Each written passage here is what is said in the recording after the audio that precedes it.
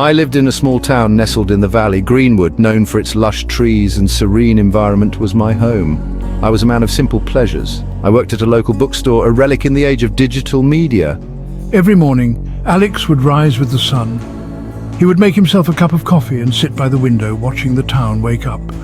Birds chirped, and the scent of fresh dew lingered in the air. I had a few close friends, most of whom I had known since childhood. We often gathered at the local diner to share stories and laughter. Life in Greenwood was predictable, but in a comforting way.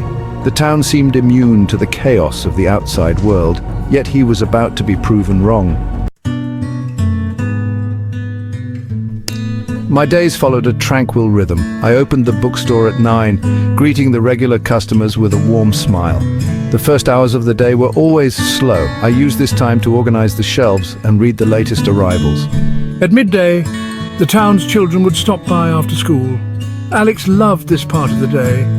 He enjoyed recommending books and seeing the excitement in their eyes. In the evenings, I would close up shop and stroll through the town square. I knew every corner of Greenwood, from the old oak tree to the historic fountain. The sunset painted the sky in hues of orange and pink, casting a dreamy glow over the town. After dinner, Alex would retreat to his small apartment above the bookstore. Little did he know that these peaceful days were numbered.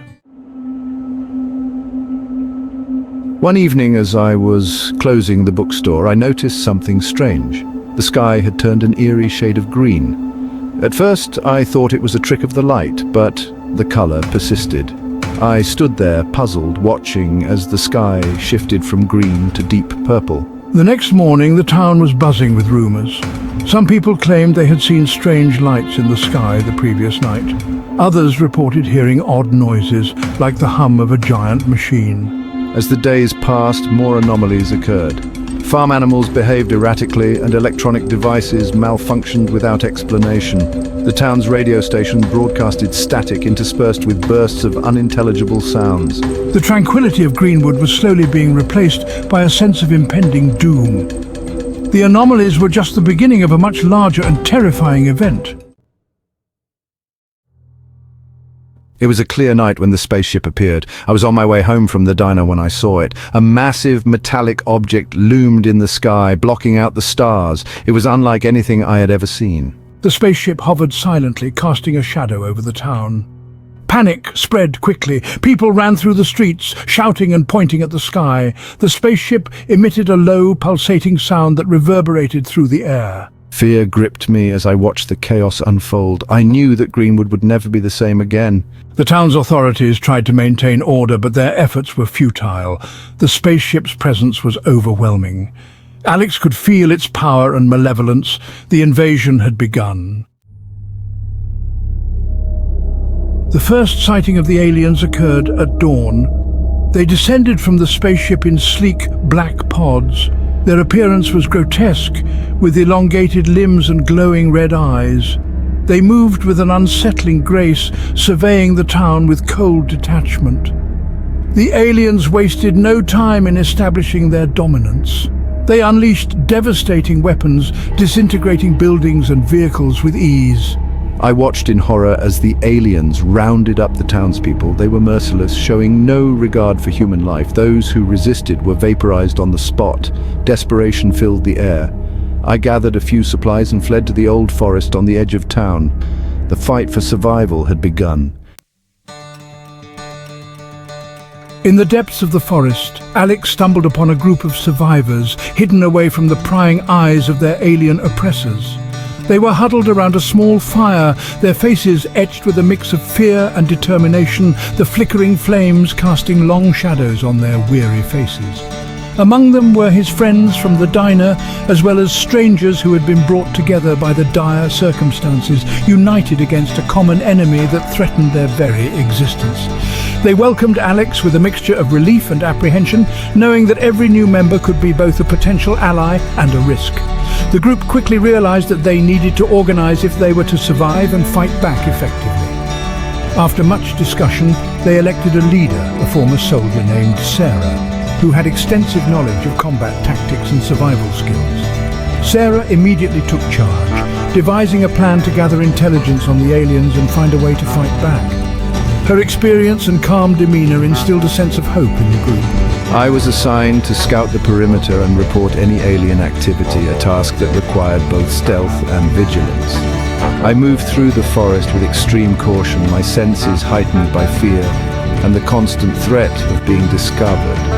The aliens were relentless in their search for survivors, but through careful maneuvering and sheer luck, I managed to evade detection time and again. As days turned into weeks, the group grew stronger, their bonds solidifying as they shared stories, resources and strategies around the campfire. The resistance was ready to take a stand, their resolve hardened by the trials they had faced and the hope that they could reclaim their world from the alien invaders. Sarah called for a meeting to discuss their next move. The group gathered in a secluded clearing, their faces illuminated by the flickering firelight. All right, everyone, listen up. We need to infiltrate the spaceship and sabotage its control systems. It's risky, but it's our best chance at survival. The group divided into teams, each with a specific mission. I'll lead a team through the forest to the spaceship's landing site. We'll use the cover of darkness to approach the ship undetected. My team will handle the sabotage from within. The night of the operation, tension was palpable. Alex and his team moved silently through the forest, their hearts pounding in their chests. The spaceship loomed ahead, a menacing presence against the night sky. They reached the landing site and waited for Sarah's signal. The mission was underway. Inside the spaceship, the air was thick with tension. The corridors were dimly lit, casting eerie shadows on the metallic walls. Alex's team moved cautiously, aware that any misstep could be fatal. They followed Sarah's directions, navigating the labyrinthine interior. Stay close and stay quiet. We can't afford any mistakes. As they progressed, they encountered several alien patrols. Using their makeshift weapons, they managed to neutralize the threats without raising an alarm. The aliens' blood was a luminescent blue, adding a surreal quality to the encounters. The team's resolve hardened with each step. Reaching the control room, they found Sarah's team already at work. I've deciphered the controls. The aliens plan to terraform Earth for their species, rendering it uninhabitable for humans. The revelation sent a chill down Alex's spine. The clock was ticking and the final confrontation was imminent. As the teams made their way to the exit, they were confronted by the alien leader, a towering figure that seemed to embody the very essence of their struggle. It was larger and more formidable than the others, with a presence that exuded authority and menace. Its very aura seemed to sap the courage from the bravest of hearts. The leader blocked their path, its red eyes glowing with malevolent intent as if daring them to make a move. Stand your ground. We have to get past it. This is our only chance. A fierce battle ensued, the air thick with tension and the sound of clashing weapons. Alex and his comrades fought with everything they had, using their wits and weapons to counter the leader's advanced abilities. Each move was calculated, each strike aimed to exploit any weakness. The alien leader was relentless, but so were the humans. They matched its ferocity with sheer determination and teamwork. The confined space of the corridor amplified the intensity of the fight, making every maneuver critical and every mistake potentially fatal. In a desperate move, Alex managed to land a critical blow, striking at the heart of the alien leader's defenses. The leader stumbled, its alien physiology failing. Its once menacing form now seemed vulnerable. S1, take this. This is for everyone you've hurt. Now, Alex, finish it. We can't let it recover. Seizing the opportunity, Sarah delivered the final strike, incapacitating the leader. Her blow was precise, fueled by the collective will of her team. The path to the exit was clear, but time was running out. They had to move quickly. Every second counted as they raced against the clock to escape. The dawn broke over Greenwood, painting the sky with hues of gold and pink. The first light of day brought a sense of hope and renewal to the weary town. The spaceship's wreckage smouldered in the distance, a testament to the town's resilience. It stood as a silent reminder of the fierce battle that had taken place. The survivors emerged from the forest, weary but triumphant. Their faces bore the marks of exhaustion, yet their eyes shone with the light of victory. They had won the battle, but the war was far from over. The struggle for survival would continue, and they knew they had to remain vigilant. We've done it, but we can't let our guard down. We must stay strong and united. There's still so much to rebuild and protect. Our work is far from finished. The town began the arduous process of rebuilding. Each brick laid and each wall erected was a step towards reclaiming their home. Homes were repaired and the community came together to heal.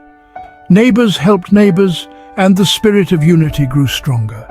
The scars of the invasion would remain, but so would the bonds forged in the crucible of conflict. These bonds would be their strength in the days to come. Alex returned to his bookstore, finding solace in the familiar scent of paper and ink. It was a small comfort in a world that had been turned upside down. Yet a sense of uncertainty lingered. The familiar surroundings felt different, touched by the shadow of recent events. The aliens had been defeated, but their threat was not entirely vanquished. The possibility of their return loomed over the town. What other mysteries and dangers lie beyond the stars? We must be prepared for whatever comes next. As the town slowly returned to its peaceful routine, the people of Greenwood knew they had to stay vigilant. Alex couldn't help but wonder what other mysteries and dangers lay beyond the stars. The night sky, once a source of wonder, now held the promise of both discovery and danger.